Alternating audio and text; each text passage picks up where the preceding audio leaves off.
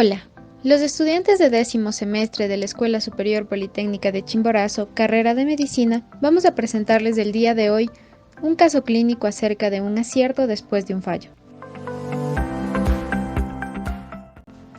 ¿Cómo está, doctor? El paciente a continuación se trata de un pastelero vietnamita de 38 años de edad. El paciente solicitó asistencia médica debido a que presentaba fatiga y rigidez en ambos brazos y piernas. Así también presentaba aturdimiento, y refiere el paciente que estos síntomas han ido empeorando cada vez más desde ya hace un año. Hola, como se trata de un paciente vietnamita, nos surge la pregunta de cuánto tiempo ha vivido en su país. Nos preguntamos si existe la necesidad de considerar este antecedente, al menos desde un punto de vista epidemiológico.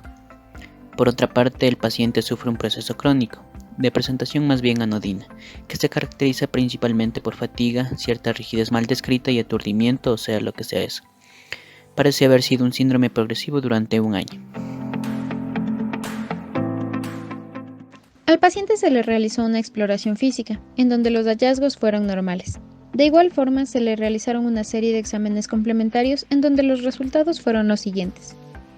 Hematocrito 33%, volumen corpuscular medio 89%, bilirrubina 0,2 miligramos sobre decilitro, fosfatasa alcalina 33 unidades sobre litro, el AST 108 unidades sobre litro, ALT 535 unidades sobre litro, LDH 245 unidades sobre litro, la creatinina 2,2 miligramos sobre decilitro, colesterol 332 miligramos sobre decilitro.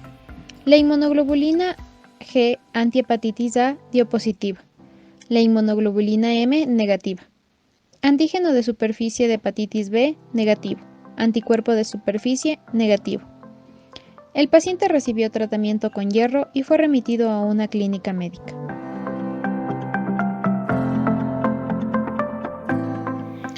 El hematocrito del 33% es bajo y un BCM de 89 se halla dentro de los límites normales. Los valores de AST y ALT están algo elevados. La creatinina de 2.2 es alta y también el colesterol de 332. El paciente presenta signos de exposición a la hepatitis A con un anticuerpo IgG positivo y un anticuerpo IgM negativo, lo que habla en favor de una exposición antigua más que reciente. El antígeno y el anticuerpo de superficie de la hepatitis B son negativos, lo cual indica que no ha tenido exposición previa a este virus. Quisiera saber si el paciente está tomando algún remedio a base de hierbas. Sería necesario profundizar en la historia para explicar un síndrome de fatiga crónica, rigidez muscular y ligera anemia. Ninguno de estos rasgos es particularmente característico.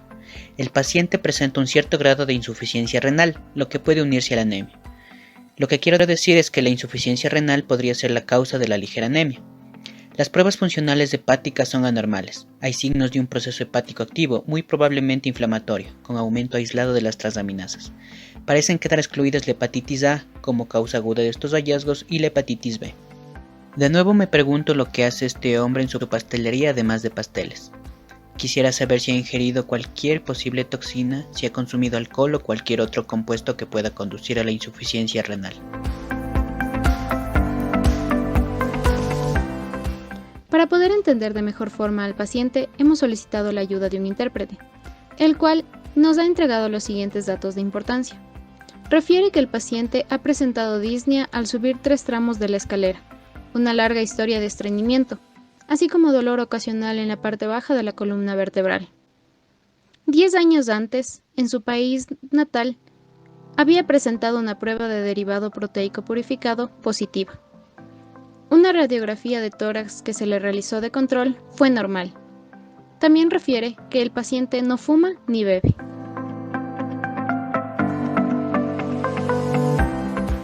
Con esta información retrospectiva parece quedar excluida de la lista una toxina, el alcohol, como causa de la lesión hepática. Tiene interés su procedencia de un área endémica para la tuberculosis. Al parecer fue tratado al menos por una reacción tuberculínica positiva. Preocupa una posible reactivación de la tuberculosis en este contexto. Aunque esto podría explicar las anomalías funcionales hepáticas y quizá también la cronicidad del proceso y la ligera anemia, con la información revelada hasta ahora no encuentro explicación para relacionar el aumento de creatinina con la tuberculosis, a menos que exista una afectación renal.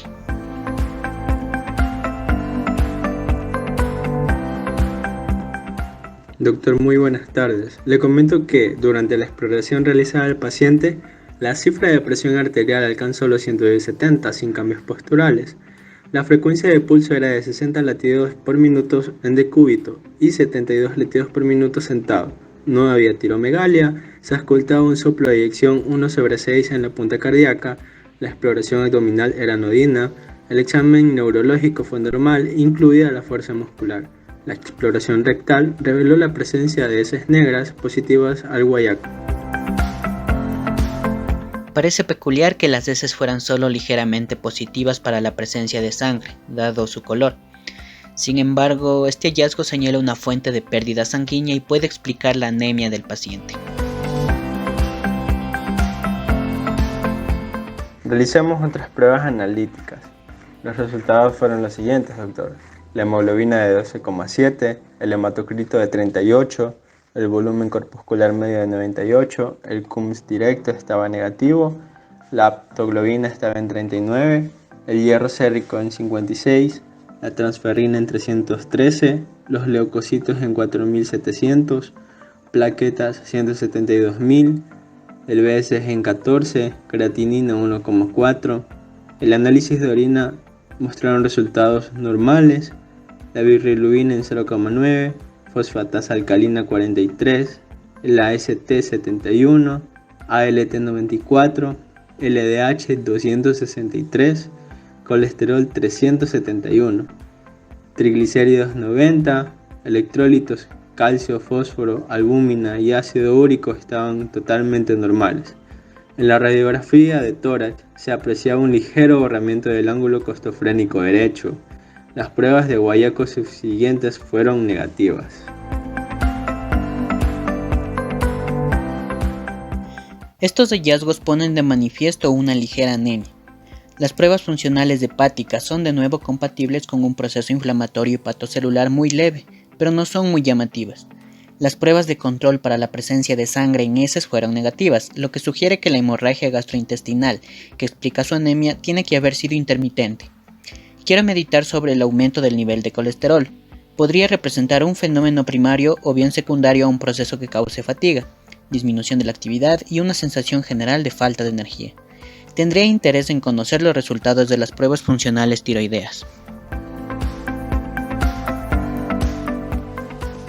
A causa de la hipercolesterolemia encontrada en el paciente, se sospechó sobre un hipotiroidismo, para lo cual solicitamos nuevos datos de laboratorio.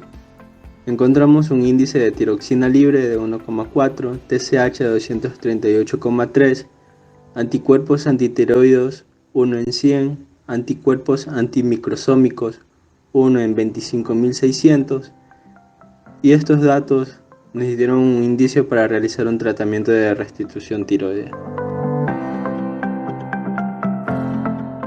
De este modo, parece que hemos hallado una explicación para algunos de los síntomas, como la letargia crónica, el enlentecimiento de la actividad y la rigidez. Es decir, el paciente es hipotiroideo y hay pruebas de que puede existir un proceso inflamatorio activo que afecta al tiroides, con elevación de los anticuerpos antitiroideos y los anticuerpos antimicrosómicos. La pregunta es, ¿sufre una tiroiditis aislada o un proceso autoinmunitario más generalizado? ¿Quizás sufre una vasculitis?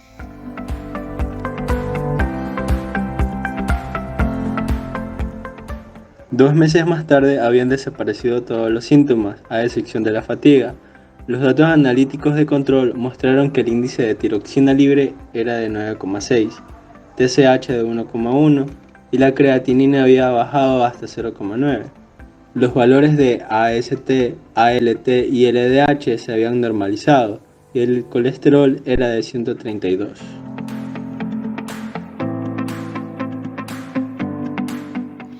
El paciente parece haber respondido al tratamiento de restitución tiroideo, aunque la persistencia de la fatiga es difícil de valorar dado que es un síntoma vago. Por lo tanto, se trata de un paciente que presentaba unos síntomas más bien sutiles de hipotiroidismo, presumiblemente secundario a una tiroiditis inflamatoria.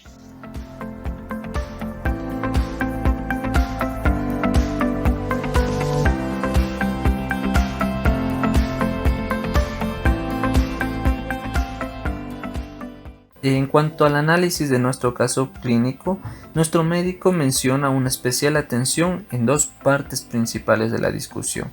La primera, conocer la cifra inicial del colesterol sérico con un valor de 332 miligramos sobre decilitro, y la segunda cifra de colesterol con un valor de 371 miligramos sobre decilitro. Notablemente, estas cifras se encuentran fuera de lo normal. Inmediatamente nuestro médico proporcionó que estos valores se encontraban elevados. Sin embargo, al ser su idea poco relevante, se centró exclusivamente en los valores anormales de las enzimas hepáticas, y de ahí viene el por qué se ignoró el colesterol como primera instancia. Existen muchas posibilidades, una de ellas es la limitación de la memoria de trabajo, quizá porque nuestro médico estaba incorporando gran cantidad de información nueva que hacía limitar la capacidad de memoria a corto plazo, la cual no podía retener. Otra posibilidad es que está relacionada con el modo en el cual nosotros almacenamos la información. Algunos científicos cognitivos y expertos en programas de información de inteligencia artificial han sugerido que nosotros recopilamos la información en forma de pares de condiciones de acción o reglas de procedimiento. De hecho, se tiene un interés particular que gran parte del razonamiento clínico que efectuamos diariamente incluye en el razonamiento basado en reglas ya recopiladas. Una de ellas es: si un paciente adulto presenta un valor de colesterol alto, entonces hay que pensar en la posibilidad de un hipotiroidismo. Naturalmente, existen otras posibles explicaciones del error de considerar el diagnóstico de un hipotiroidismo al conocer la primera cifra de colesterol alta. Sea cual sea la causa de este fallo para reconocer la posibilidad de un hipotiroidismo después de saber el primer valor del colesterol, nuestro médico no falló al conocer el segundo valor del colesterol alto. Aquí solamente cabe recalcar que nuestro médico recuperó la hipótesis diagnóstica de un hipotiroidismo de la memoria a largo plazo. Se enfrentó a datos disponibles y lo halló que era verídico.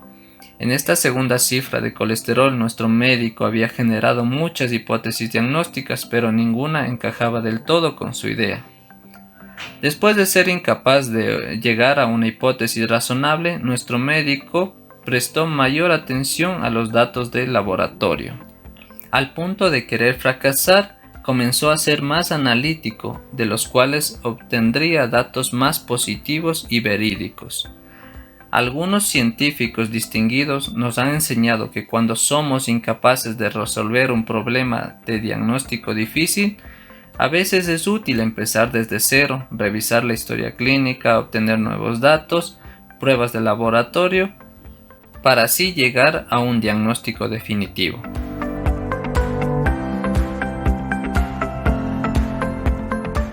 Esperando que haya sido de su agrado, agradecemos su atención.